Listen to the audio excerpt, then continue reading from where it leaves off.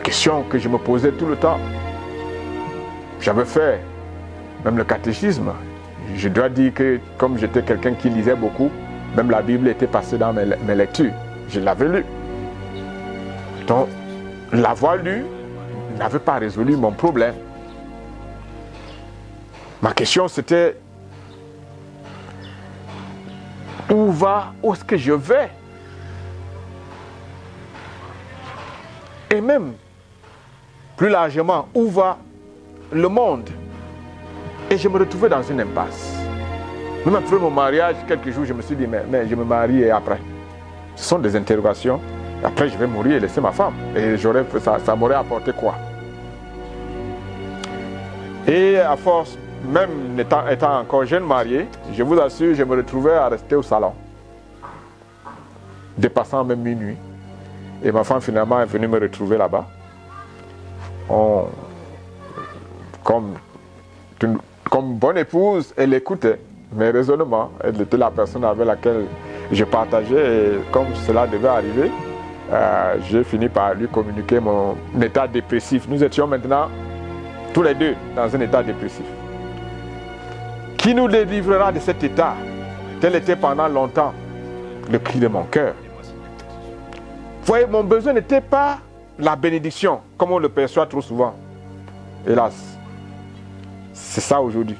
Ni celui d'être guéri d'une quelconque maladie physique, psychologique ou psychiatrique. Je n'étais même pas celui d'être délivré d'une malédiction ou d'un sort quelconque de sorcellerie. Cela ne veut pas dire que je ne crois pas en ces choses, bien aimé. Je crois que ces choses existent, mais il faut les mettre à leur place. Ce sont des besoins préoccupants, mais il faut bien classifier. Le premier besoin de l'homme, même en ce temps de Covid, ce n'est même pas de connaître l'origine. C'est toujours d'être le pardon de Dieu. Nous sommes demeurés pendant longtemps dans cet état jusqu'à ce qu'un jour, un porteur de bonnes nouvelles entre dans notre maison. Ce jour-là, j'ai été confronté à la parole de Dieu. Dans le livre de Romains 1, 18 à 21. J'ai compris une chose. Car dans ce passage, il est écrit ceci, au verset 18. La colère de Dieu se révèle au ciel contre toute impiété et toute injustice des hommes qui retiennent injustement la vérité captive. L'impiété, c'est l'ignorance de Dieu. C'est vivre sa vie sans tenir compte de Dieu. C'est ne pas respecter les préceptes de Dieu. Peu importe qu'on soit à l'église ou pas. Alors que ce qu'on peut connaître de Dieu, la Bible est claire et manifeste pour tous les hommes. Dieu parle aux hommes de plusieurs manières. Je vivais sans tenir compte de Dieu. Je vivais pour moi-même, comme si j'étais sorti du néant. Regardez, pour vous qui écoutez, regardez autour de vous. Regardez votre enfant, votre femme, votre mari, votre voisin de classe, votre ami. Regardez, levez les yeux même vers le ciel. Si vous voulez creuser même la terre et entrer. Entrez dans les mers. Tout crie, Dieu existe. Même avec les yeux fermés, les oreilles bouchées, l'homme ne peut pas ne pas sentir Dieu. Il y a le vent qui souffle, il y a des oiseaux, le bruit des oiseaux. L'homme est donc inexcusable. C'est ce qui est dit dans ce passage. Et j'ai compris que Dieu avait raison. Pas de paix pour l'insensé, c'est-à-dire celui qui vit sans tenir compte de Dieu. Je vivais comme un animal, ne connaissant d'autres besoins que terrestres, alors que je porte en moi-même l'image de Dieu. Voilà, Dieu était bel et bien en colère contre moi à cause d'une telle attitude. Donc la colère de Dieu se révèle contre les hommes d'abord à cause de leur attitude. Toujours dans le livre des Romains, dans les Romains 2, 5 à 8, il est dit: par ton endurcissement et par ton cœur impénitent, tu t'amasses un trésor de colère pour le jour de la colère et de la manifestation du juste jugement de Dieu, qui rendra compte à chacun selon ses œuvres. Celui qui croit au Fils a la vie, dit la Bible. Celui qui ne croit pas au Fils, la colère de Dieu demeure sur lui. Le péché est donc... La colère de Dieu demeure sur toute personne qui ne croit pas au Fils de Dieu. Pour toute personne qui vit impénitent. pour toute personne qui vit comme si Dieu n'existe pas.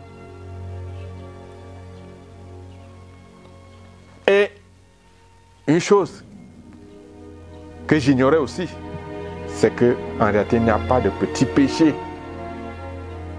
Dieu n'opère pas une classification, une graduation de sa colère ou de son jugement selon les péchés ou les personnes qui les commettent. Non. La colère de Dieu qui demeure sur un tricheur, un corrompu, un calomniateur, un menteur, a la même densité que celle qui repose sur un tricheur.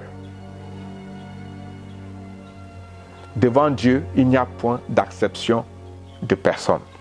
J'ignorais cette réalité, bien-aimée. J'ignorais en réalité ce besoin de pardon qui constitue pourtant la clé du bonheur éternel. La Bible dit, par la bouche de David qui avait découvert ce secret, « Heureux celui à qui la transgression est remise, à qui le péché est pardonné. Heureux l'homme à qui l'Éternel n'impute pas d'iniquité et dans la bouche duquel il n'y a point de fraude. » Voilà, lorsque j'ai été éclairé sur ce fait, j'ai reconnu mon besoin de pardon et j'ose espérer que vous qui écoutez, vous reconnaissez votre besoin de pardon. Aussi légitime que soient les autres besoins humains et quel que soit leur degré de nuisance, la satisfaction de ce besoin fondamental de pardon de Dieu est la clé de la satisfaction parfaite et définitive de tous les autres. Ce ne sera peut-être pas parce que Dieu t'a tout donné, mais il y a quelque chose. J'ai dit qu'une de mes questions, c'est quand je lisais la Bible, j'écoutais même les gens parler, il y avait quelque chose que je ne connaissais pas. C'est que le pardon de Dieu est accompagné d'un don, le Saint-Esprit. Il ne te pardonne pas pour que tu continues dans le même état. Donc, même ce simple repentant, c'est-à-dire quand tu crois, en fait tes perspectives changent tellement que tes besoins parfois se réduisent à un seul, plaire à Dieu. Ça, c'est le Saint-Esprit qui le produit. Voilà pourquoi le Seigneur Jésus, quand il dit dans sa Bible, cherchez premièrement le royaume et la justice de Dieu, et alors toutes les autres choses nous seront données. Il ne s'agit pas d'une parole en l'air. Parce que nous, Église, maintenant, nous vivons comme si c'était une parole en l'air. Mais c'est vrai. Mais ce n'est vrai que pour celui qui a vraiment cru et qui sait pourquoi il a cru. Parce que quand quelqu'un est réellement repenti, il reçoit une puissance. Donc, sur la base de ce que Dieu a fait pour moi, on me l'a expliqué, afin de m'offrir gratuitement son pardon, j'ai été exhorté à me repentir. L'homme connaît, j'ai connu mon besoin. Mais on m'a présenté que Dieu peut me pardonner. Mais pourquoi Dieu me pardonnerait-il? Parce qu'il ne faut pas manquer de présenter la justice absolue de Dieu. Pourquoi me pardonnerait-il? Et là, j'ai su que Dieu est justice, mais qu'il était aussi amour et miséricorde. Et que sa grâce surabonde là où le péché abonde. Vous voyez, c'est pour ça, pour le premier que Jérémie dit que ce n'est pas utile, tu ne gagnes pas en te plaignant de ce que les autres ont fait. Mais tu gagnerais à te plaindre de tes propres péchés, parce qu'avec ça, tu peux obtenir le pardon de Dieu.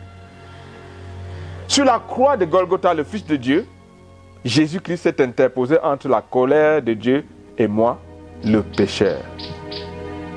Dieu a tant aimé le monde qu'il a aimé son Fils. Il a tant aimé le monde qu'il a donné son Fils unique afin que quiconque croit en lui ne périsse point, mais qu'il ait la vie éternelle. Je me suis donc repenti sur cette base-là.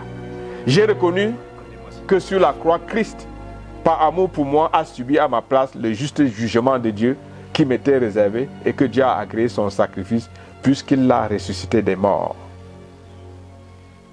C'est pour ça que la Bible dit simplement, si tu confesses de ta bouche le Seigneur Jésus, et si tu crois dans ton cœur que Dieu l'a ressuscité des morts, tu seras sauvé.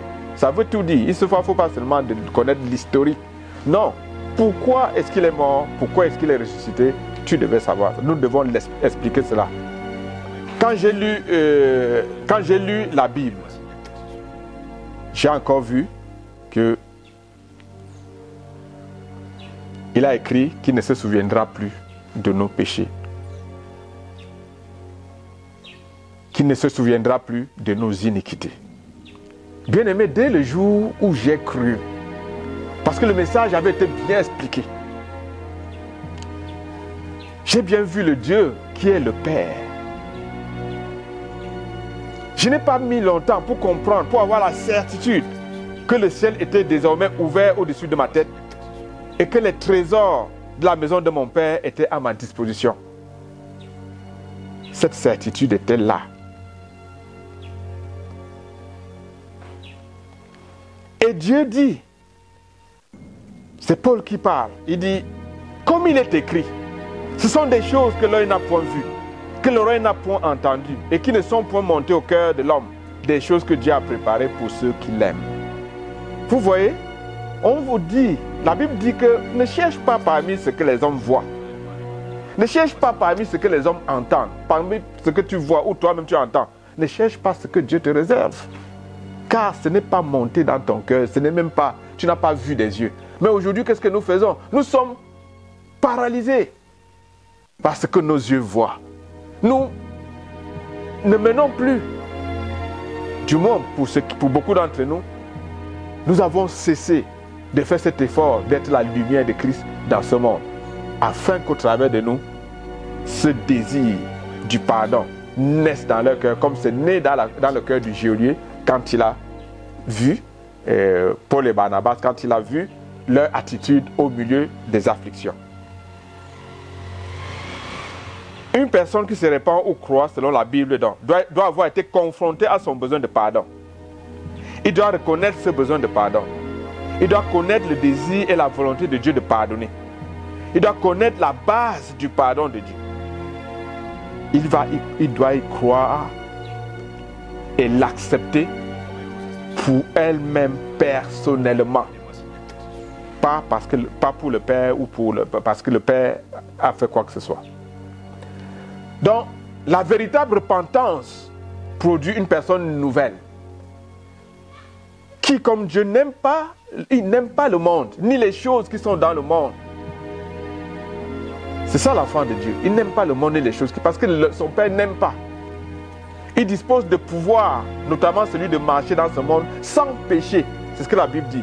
Quiconque est né de Dieu ne pratique pas le péché parce que la semence de Dieu demeure en lui et il ne peut pécher parce qu'il est né de Dieu.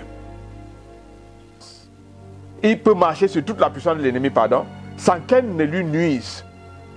C'est écrit dans Luc 10, verset 19. Voici, je vous ai donné le pouvoir de marcher sur les serpents et les scorpions et sur toute la puissance de l'ennemi et rien ne pourra vous nuire. Donc, cette peur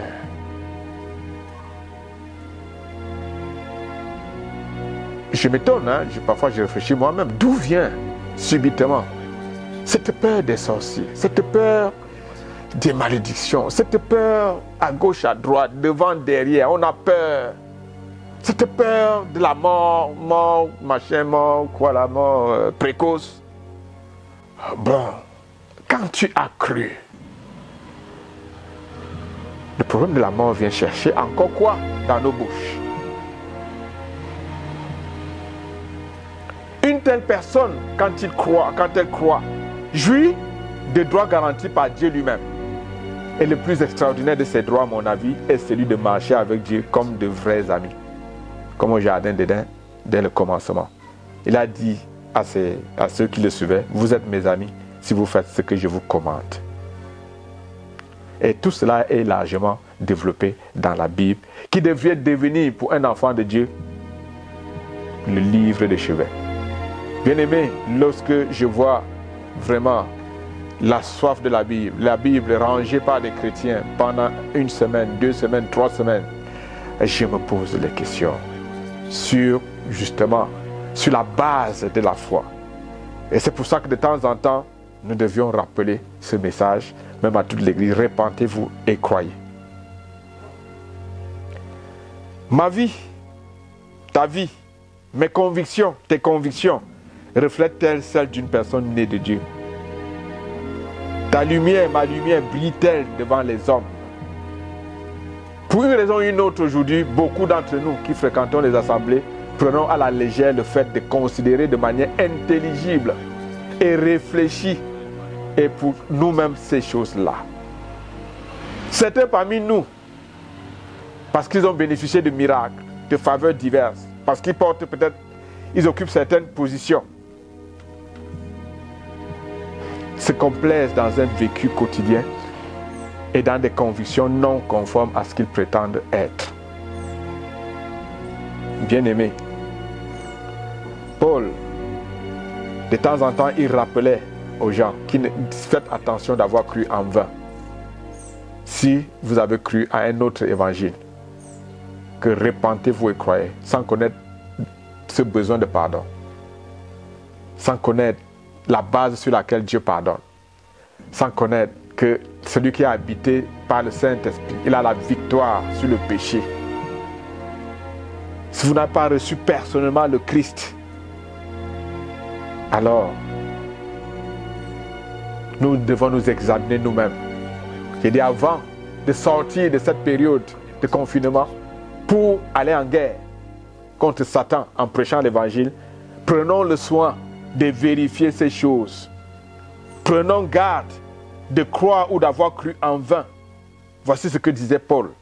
Je vous rappelle, frères, l'évangile que je vous ai annoncé, c'est dans 1 Corinthiens 15, versets 1 et 2, que vous avez reçu, dans lequel vous avez persévéré et par lequel vous êtes sauvés, si vous le retenez tel que je vous l'ai annoncé, autrement vous aurez cru en vain. Dans mon titre, j'ai ajouté quel message. Ça, c'est un message éblouissant, frère. Nous ne devons pas avoir honte de le prêcher. Par notre vie aussi bien qu'en parole. L'Église, en tant que collectivité, comme en tant qu'individu, selon les commandements de Dieu, de briller. Parce que si nous brillons, les gens verront plus facilement la tâche qu'ils ont et pourront voir ce besoin de pardon. Paul, considérant ce message, voici ce qu'il dit. Rendez grâce au Père qui vous a rendu capable d'avoir part à l'héritage des saints dans la lumière, qui nous a délivrés de la puissance des ténèbres et nous a transportés dans le royaume du Fils de son amour, en qui nous avons la rédemption, la rémission, c'est-à-dire le pardon des péchés. Bien-aimés, vous qui écoutez, mon désir était de vous éclairer, de vous confronter à un appel bien clarifié de Dieu. Quelle est votre réponse? Allez-vous continuer à rejeter sa main tendue? Avant de prendre votre décision, je voudrais vous dire ceci. Acte 17, 30, 31. C'est de la bouche de Pierre. Dieu, sans tenir compte des temps d'ignorance, annonce maintenant à tous les hommes, en tout lieu, qu'ils aient à se repentir, parce qu'il a fixé un jour où il jugera le monde selon la justice, par l'homme qu'il a désigné, ce dont il a donné à tous une preuve certaine. Dieu déclare sa preuve certaine en le ressuscitant des morts. Nous avons une fête de Pentecôte dans ce monde qui rappelle cette preuve certaine. Je vous en prie, pour vous qui écoutez, reconnaissez au moins l'ignorance. Vous pouvez simplement dire à Dieu, j'étais ignorant de mon besoin de pardon. Je viens auprès de toi ce jour, te dire que j'ai pris conscience de mon besoin de pardon. S'il te plaît, pardonne-moi. J'ai vécu ma vie comme je le voulais, sans tenir compte de toi. Pardonne-moi et viens dans mon cœur par ton Saint-Esprit pour m'aider à vivre cette vie qui te plaît. Je fais désormais de toi, mon Dieu, mon Père. S'il te plaît, reçois-moi dans ta maison. Et nous prions au nom de Jésus-Christ. Amen.